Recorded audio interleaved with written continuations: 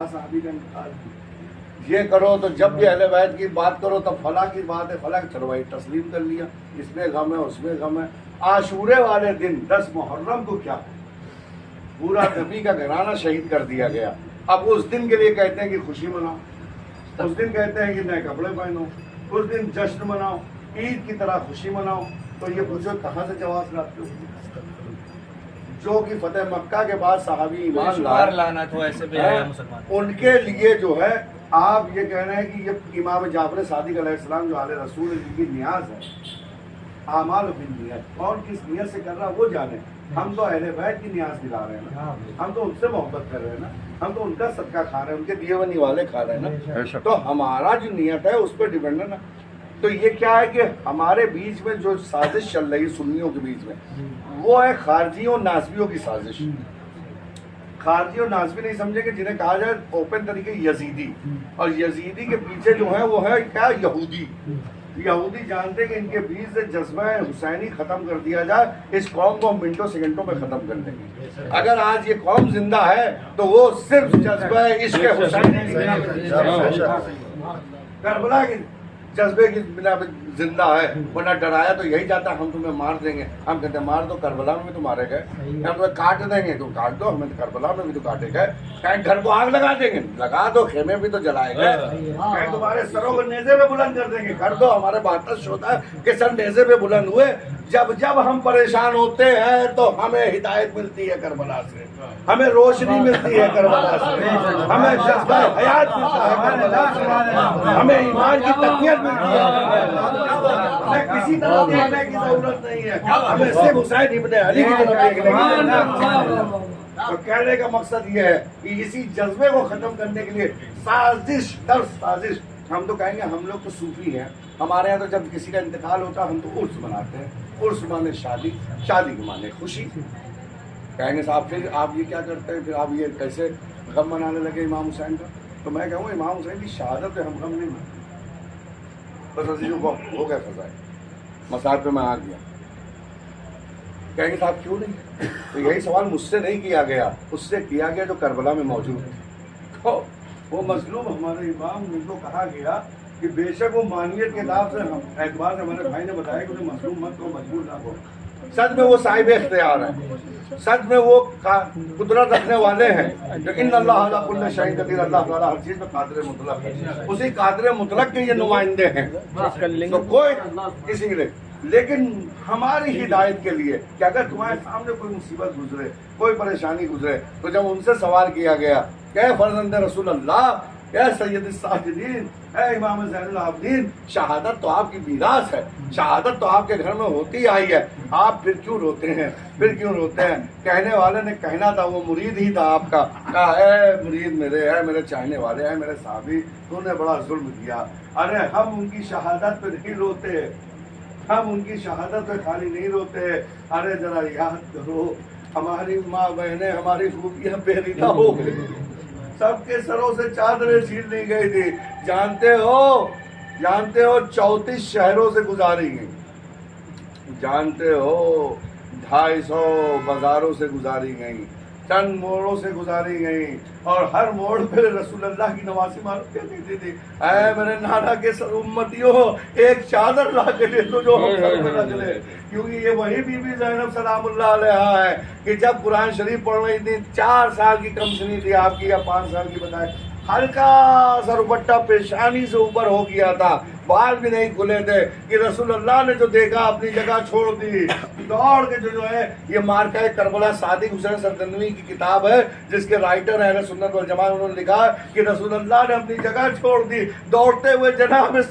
زینب سلام اللہ علیہا کا جو ہے دوپٹہ صحیح کیا، کہا نانا جان ذرا سا پیشانی سے اوپر ہو گیا تھا، تلاوت کرتے، کہا بیٹی ہمیں گوارا نہیں کہ ہمارے گھر کی بیٹیوں کے جو ہے سر سے ذرا سی ندا بھی ہٹ جائے۔ ارے جب مولا کائنات کے ضربت لگی، آپ تکلیف میں تھے، جب گھر آنے والا ہوا تو آپ آپ نے اپنے مریدوں سے کہا, صاحب سے کہا کہ اب یہاں سے چلے جاؤ, اب یہاں سے میرے بیٹے حسن و حسین ہم کو گھر لے جائیں گے, تو چاہنے والوں نے ہاتھ جوڑا, مولا سرکار ہم سے کیا خطا غلطی ہو گئی کہ یہاں سے آپ ہمیں منع کر رہے. کہا اس لیے منع کر رہا ہوں کہ اس حالت میں میری بیٹیاں زینب و کلثوم دیکھیں گے تو چیخ مار کے روئیں گے. میں نہیں چاہتا کہ میرے گھر کی بہو بیٹیوں کی آواز غیر محرم کے کانوں پہ پہنچے. میں کہوں گا یا علی,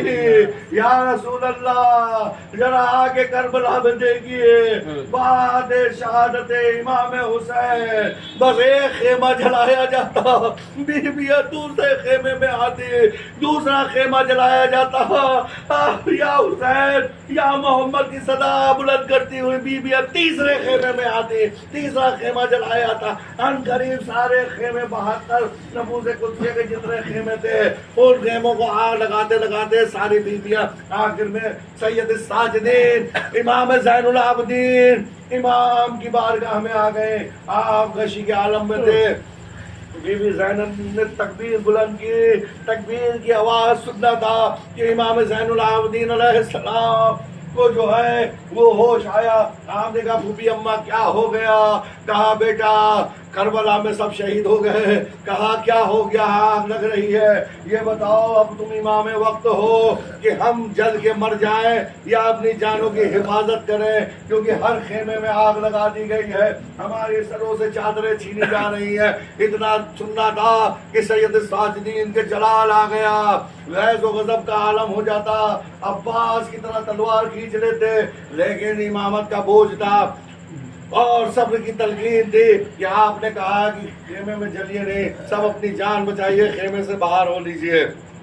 عزیزو بیویوں نے باہر آئے. اس کے بعد بس ایک جملہ حضرت غازی عباس کو یاد کر کے بی بی زینب نے کہا اے میرا بھیا عباس تو کہاں ہے؟ جب تک تو زندہ تھا تیری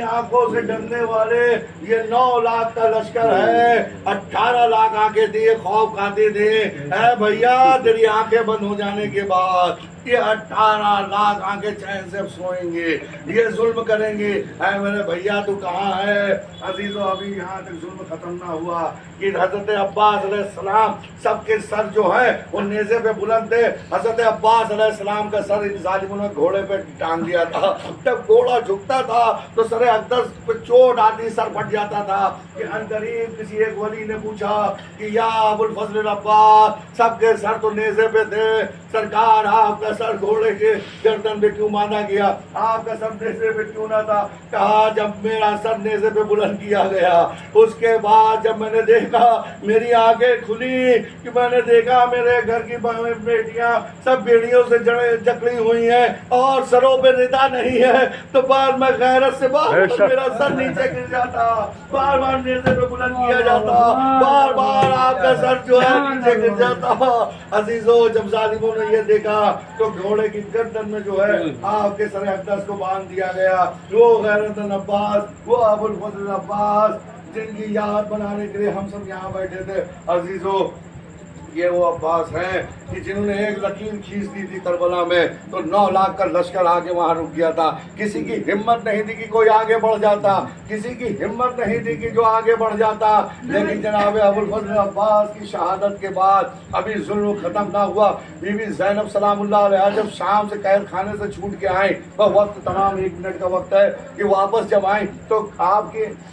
ظلم و زیادتی کی وجہ سے ضعیفی کے آثار نمودار ہو گئے, آنکھوں کی بینائی بھی کمزور پڑ گئی تھی. اتنے چابو, اتنے تازیانے آپ کے مارے گئے تھے, اتنا ظلم آپ پہ ڈھایا گیا, اتنا غم سہا تھا کہ آنکھیں خشک ہو گئی تھی روتے روتے. عزیزو اس طرح کا ظلم اس علی کی بیٹی اس نبی کی نواسی پہ کیا گیا کہ بس 1 منٹ کا وقت سن لیجیے مسائل کا. کہ آنے کے بعد انہوں نے کہا کہ اے سید الساجدین میرے بھیا عباس کی قبر کی زیارت کرا دو, ایک بار زیارت کرا دو, مجھے تسلی ہو جائے. سید الساجدین جو ہے عصا مبارک کا سہارا لیے ہوئے اپنی پوری اماں کو لیے ہوئے ہاتھ کہ آئیے اما ہاتھ لیے ہوئے ترائی پہ گئی. جانے کے بعد جب حضرت عباس کی قبر کی زیارت کرائی تو کہا ہے میرے لگتے جگر ہے میرے بھتیجے میرے بیٹے, میں نے علی اصغر کی قبر نہیں کہا تھا, یہ اتنی چھوٹی لہر ہے, میں نے بھیا عباس کی قبر کہا تھا. اتنا کہنا تھا کہ سید ساجدین نے اپنا ماما قبر حضرت عباس کو پٹکا,